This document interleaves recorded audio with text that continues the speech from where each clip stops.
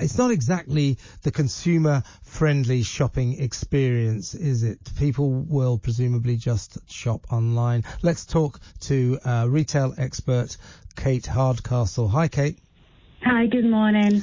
Now, the shop's open again this week, as I just said, but it was a bit of a miserable sight, to be honest with you. And although we saw some pictures of people apparently packing out Primark and jostling to get in, apparently attendance at shops wasn't very good. And this sort of 2 metre distancing rule, that will be the death of high street shops, won't it? I think it's going to be retail's biggest battle. We've had a decade of change. We've seen incredible movement from the consumer in terms of what they demand. They have been online. They've experienced competition coming through online, offering them very good value and service and speed, and it's allowed the consumer to take more of the driving seat. And if we configure into that then other economic challenges, retailers have certainly got their work cut out, but it will be a survival and a flourishing of those that have invested in the businesses. The headlines this week have been a little deceptive, because when you see a queue outside a store, then we normally associate that with things that we've seen in the past, like Boxing Day sales outside of Harrods, and think that's good news. Obviously, the safety measures implemented by most stores, and stores are being very cautious at the minute, mean that they just can take a very small amount of footfall, and that means that you have to queue to get in there. There's also the consumer psychology of it. If I have to queue for my essential shopping because I need to feed my family, I'm going to see that through. If I'm going to queue and it becomes a quite wet, miserable day for something I can just buy online and I'm not that bothered anyway, am I going to stick with it? But I was covering the story from an outdoor shopping park where you could drive up free of charge, park your car free of charge. And I was speaking to shoppers why they'd flocked there on Monday morning. There was a queue outside of the park for over an hour in terms of cars. And people talked very much about they enjoyed the idea of it being outside.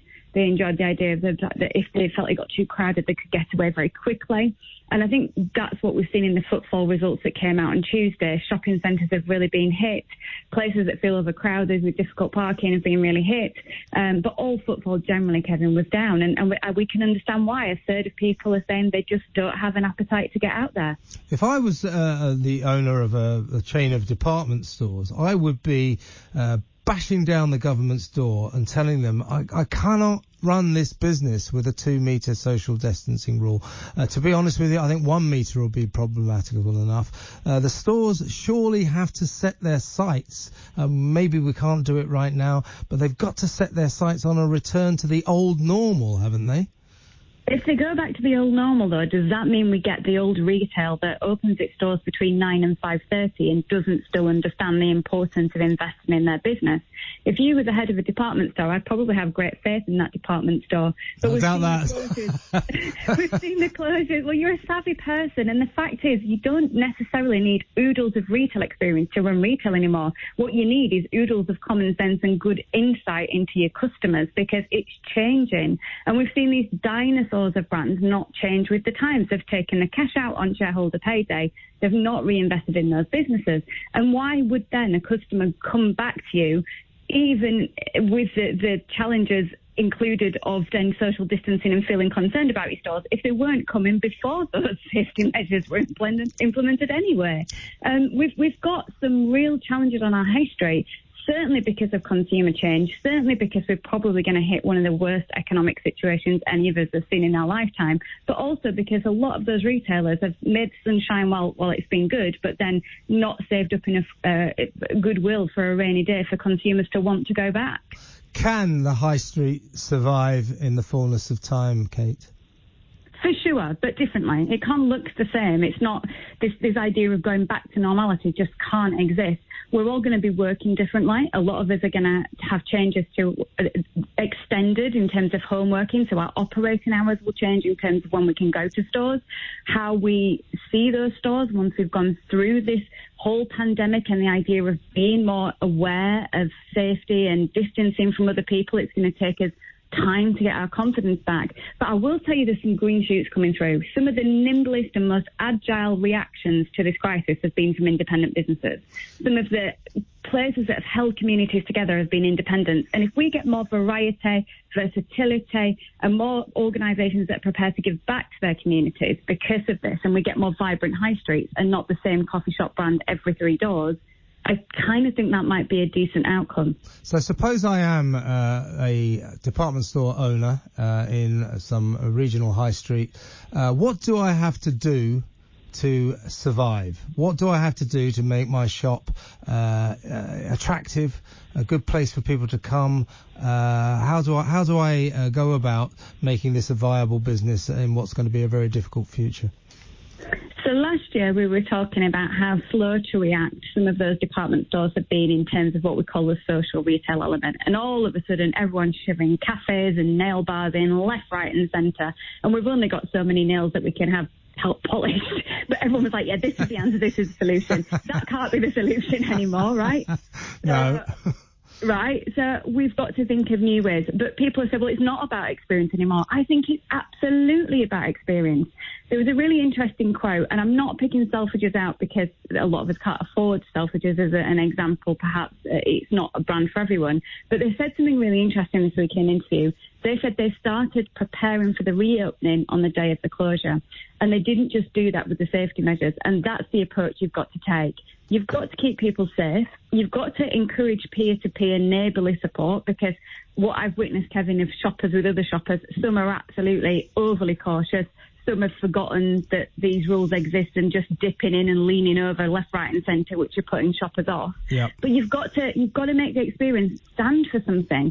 So your expertise, you're bringing in of technology. Why are we making people, if you're a big brand, why make people queue when there's virtual queuing technology out there? You've got to get really smart and savvy and realise also that retail isn't perhaps the quickest way to make a buck these days. It's actually a really long, hard battleground, and you've got to be, the fittest to survive. What do we do about what you were mentioning earlier, all these generic coffee chains and the various cafes and things that you get in every high street that seem to sort of occupy every other premises and therefore blot out everything else? What do we do about that? How can we dissuade them from infesting our high streets and not allowing anyone else to do any business? Well, there's been some quite brilliant coffee national chains who've done a lot more than others, I have to say, so I'm not picking on them, but it's down to your local authority. It's down to those really passionate volunteers that probably sit endlessly trying to campaign to get more variety on the high street. It's down to a much more savvier approach rather than just a one-size-fits-all when it comes to rent and rates. If you want to encourage, for instance, independent retailers, there could be a chance that they couldn't even survive running their own single store unit alongside some of those brands that have got massive cost savings because they can buy on bulk. So as a local authority, our government, we've got to do more. Can I just point out, without getting totally political here, we've had 5 high street ministers in 6 years. Now, it doesn't matter how good you are, how can you be in a job for so little time and make any impactful or discerning change? And there's not enough thought leadership around actually what customers want anymore. A lot of these decisions get made in little isolated rooms, thinking of the past rather than looking at the future. So I think it's time we got a heck of a lot savvier with those planning places, realise that high streets just can't be full of retail anymore, but then it isn't also full of nail bars or whatever else everyone thinks the Emperor's New Clothes is. And it's about just getting very real with the fact we need them. We have to use them, but they need to be good for people to want to go. Last question, Kate, because we're running out of time.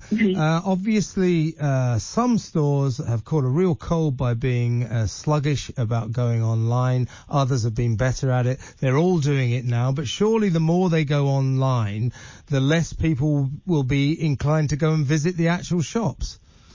People still love to shop. We've done this research for 20 years now, and at the start people were saying absolutely they wouldn't use online shopping, and they've kind of been drawn to it, particularly in recent weeks because of the crisis.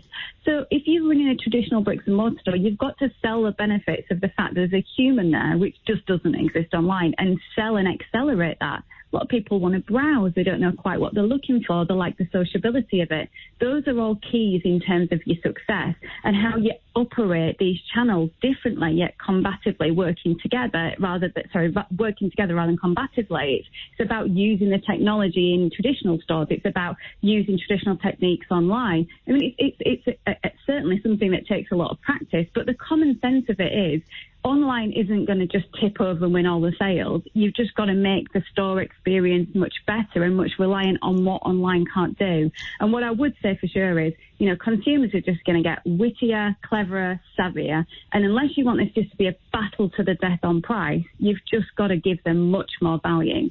Well, Kate, listen, thanks so much for your time. And it's really good to hear that you're optimistic that the high street does stand a chance of surviving, because it is an important part of every community. That was retail expert Kate Hardcastle. I'm Kevin O'Sullivan, and you are tuned to the world's fastest growing station.